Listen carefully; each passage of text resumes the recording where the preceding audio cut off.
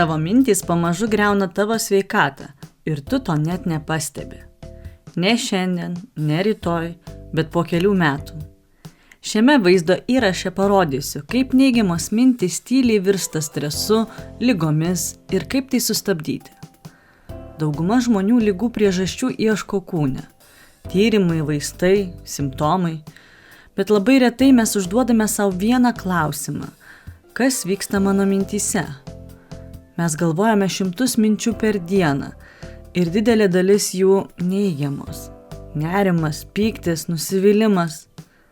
Ir mes manome, kad tai normalu. Bet yra viena problema. Šios mintys niekur nedingsta, jos kaupiasi. Kiekviena mintis sukelia emociją. Emocija sukelia įtampą, įtampa veikia kūną. Ir kuo ilgiau žmogus gyvena negatyvių minčių sūkuryje, tuo giliau tai įsišaknyja. Iš pradžių tai tik nuotaika, tada dirglumas, tada vidinė įtampa, vėliau atsiranda nemiga, nuovargis, nerimas.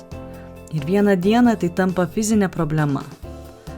Neigiamos mintis turi vieną savybę, jos stiprėja. Pyktis gimdo dar daugiau pykčio, baimė dar daugiau baimės, neviltis dar gilesnė neviltį. Ir žmogus patenka į uždarą ratą. Jis pradeda gyventi tame jausme. Net kai viskas aplinkui yra gerai, viduje vis tiek blogai. Ir būtent čia prasideda tikrosios problemos. Įdomiausia tai, kad net augalai reaguoja į mūsų mintis. Buvo atliktas paprastas eksperimentas. Du augalai vienodi toje pačioje vietoje. Vienam buvo siunčiamos neigiamos mintys, kitam dėkingumas ir geri žodžiai. Po kurio laiko vienas augalas pradėjo nykti, o kitas klestėti. Ir visa tai lėmė tik mintys. Jei mintys gali paveikti augalą, tai ką jos daro su mumis? Tiesa yra paprasta. Mūsų mintis formuoja mūsų vidinę būseną, o vidinė būsena mūsų gyvenimą. Geriausias gydytojas tavo gyvenime esi tu pats. Ne gydytojai, ne aplinka, ne kiti žmonės. Tik tu gali stebėti savo mintis ir tik tu gali jas pakeisti. Taigi ką daryti? Pirmasis žingsnis – pastebėti. Pastebėti, ką tu galvoji.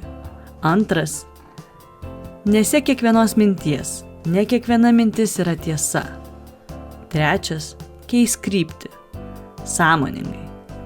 Vietoj pykčio supratimas, vietoj baimės pasitikėjimas, vietoj nevilties viltis. Tai nėra lengva, bet tai keičia viską. Kaip niekas kitas negali už tave gyventi, taip niekas kitas negali už tave galvoti. Tavo mintys kuria tavo gyvenimą. Keisk mintis ir pamatysi, kaip keičiasi viskas aplinkui. Jei šis vaizdo įrašas privertė susimastyti, parašyk komentaruose, kuri mintis tave labiausiai palietė. Ir jeigu nori daugiau tokių video, prenumeruok.